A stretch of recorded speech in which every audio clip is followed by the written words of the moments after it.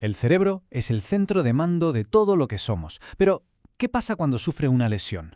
¿Cómo se recupera? Pues bien, hoy vamos a sumergirnos en el mundo de la rehabilitación neuropsicológica para entender precisamente eso, qué métodos con base científica ayudan a nuestro cerebro a sanar. Y esto nos lleva a la gran pregunta, ¿verdad? ¿Puede el cerebro curarse a sí mismo después de una lesión? La respuesta, bueno, es compleja, pero sobre todo es esperanzadora. Y la clave está en una capacidad increíble que tiene, su poder de adaptación.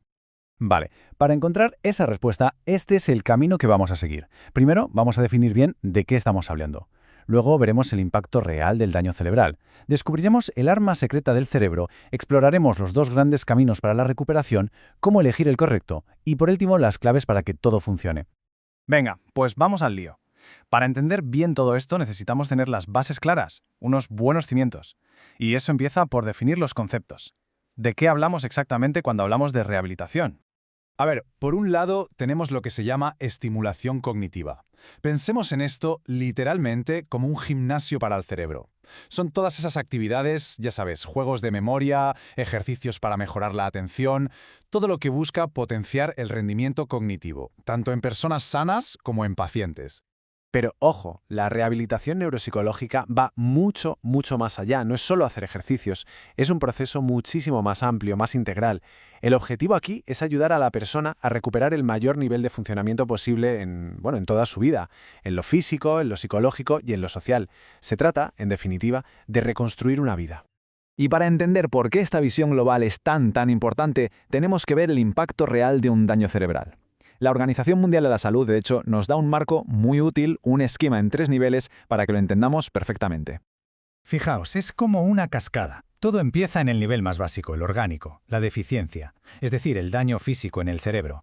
Este daño provoca, a nivel personal, una discapacidad, la dificultad para hacer cosas del día a día. Y esto, a su vez, puede llevar a lo que se llama una minusvalía a nivel social, o sea, los problemas para participar plenamente en la vida, en el trabajo, con los amigos. ¿Veis? Es un efecto dominó.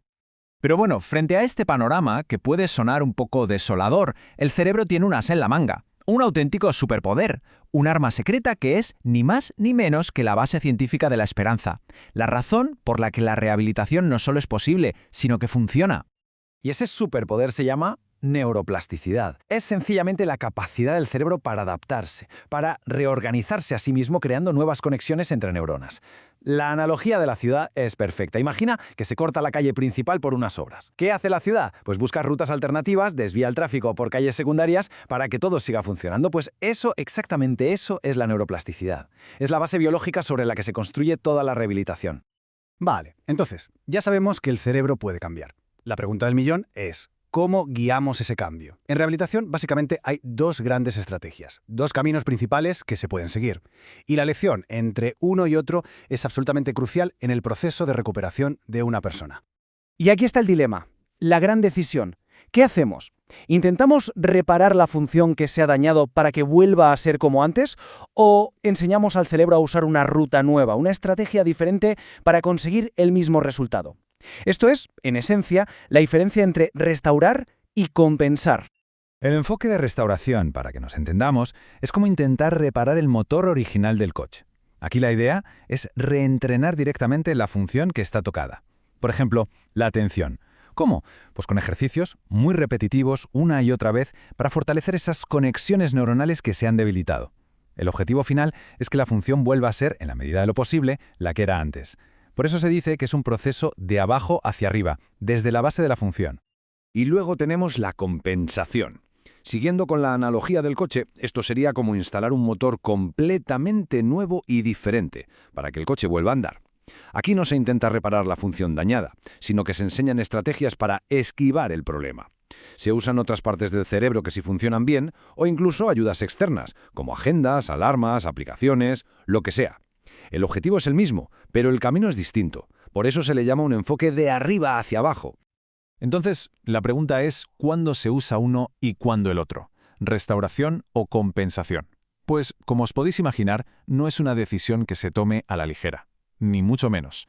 Depende de una evaluación súper detallada de cada persona, porque la gran verdad es que no hay 2 lesiones cerebrales iguales, ni 2 personas iguales. Los profesionales tienen en cuenta un montón de factores. Por ejemplo, los neurológicos. cómo de grave es la lesión, en qué parte del cerebro está.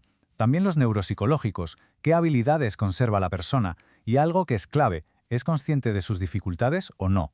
Luego está lo psicosocial, claro, el apoyo de la familia, el entorno y por último el tiempo que ha pasado desde la lesión. La restauración, por lo general, funciona mejor al principio, justo cuando el cerebro está en ese momento de máxima plasticidad.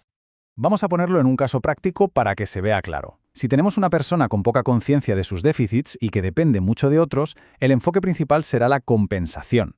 ¿Qué se hace? Pues se adapta al entorno, se crean rutinas muy marcadas, se usan alarmas, agendas visibles. En cambio, si la persona es muy consciente de lo que le pasa y tiene capacidad de autorregularse, ahí sí que se puede trabajar combinando las dos cosas. Por un lado, restaurar funciones específicas y por otro, enseñarle estrategias internas para compensar. Muy bien, pues ya estamos llegando al final del recorrido. Hemos visto el qué, el por qué y el cómo. Así que ahora, para cerrar, vamos a resumir los principios clave, las ideas fundamentales que hacen que una rehabilitación sea realmente exitosa. Y el primero es quizá la idea más importante de todas, y es que el objetivo es rehabilitar a la persona, no a la función cognitiva. A ver, de nada sirve mejorar 10 puntos en un test de memoria si eso no se traduce en una mejora real en la vida de esa persona, en su día a día, en su capacidad para volver a conectar con su mundo. Segundo principio clave. La intervención temprana es crucial. Aquí el tiempo es literalmente oro. Justo después de la lesión, el cerebro pasa por una fase de hiperplasticidad. Es una ventana de oportunidad que no se puede desaprovechar. Empezar a trabajar cuanto antes permite guiar esa recuperación espontánea del cerebro. Y de verdad, puede marcar una diferencia abismal en el resultado final. Tercero, un programa individualizado no es una opción. Es una obligación. Aquí no valen las recetas mágicas ni los cafés para todos. Cada lesión es un mundo, cada persona es un universo. Por eso el plan de rehabilitación tiene que ser un traje hecho a medida, diseñado específicamente para las necesidades, la historia y los objetivos de esa persona en concreto. Es, como digo, innegociable. Y el cuarto y último principio, la familia es parte del equipo. Y una parte fundamental. La rehabilitación no es algo que ocurra solo de 9 a 5 en una consulta. La familia, las personas cuidadoras, se conviertan en coterapeutas. Son quienes ayudan a llevar el trabajo a casa, quienes dan el apoyo emocional y se aseguran de que todo lo que se aprende se aplique en la vida real. Su papel es sencillamente vital. Y con esto llegamos al final, pero con una reflexión. Hemos hablado de profesionales, de pacientes, de familias, pero ahora que entendemos lo importante que es el entorno, la participación social, la pregunta que nos queda a todos es, ¿qué papel juega el resto de la sociedad en el viaje de recuperación de una persona que ha sufrido un daño cerebral?